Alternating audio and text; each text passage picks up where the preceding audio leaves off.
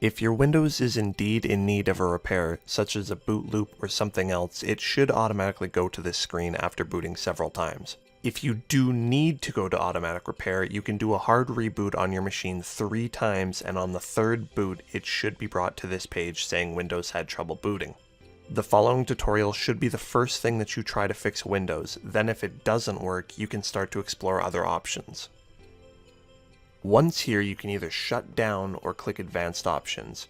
We are going to obviously click Advanced Options, which will bring us to choose an option. Here we have Continue, where you can try to boot Windows again, troubleshoot, or turn off your PC.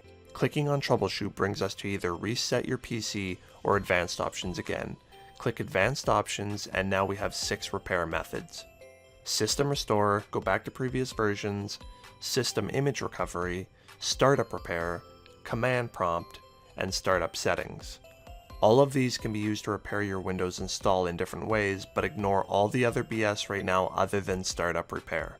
Click Startup Repair, and Windows will begin diagnosing your PC, followed by attempting repairs. This could take 2 minutes, this could take half an hour. Just let it run through, and hopefully at the end it should give you a prompt that it found and resolved an issue. If it doesn't, and you are greeted by a window that says it couldn't repair your PC, try and reboot one last time, as sometimes just running Windows Repair is enough to fix a Windows boot issue. Hopefully this has fixed your booting issues. If not, please look at my other videos to explore your second and further options. As always, this has been a straight to the point tutorial. Thanks for watching.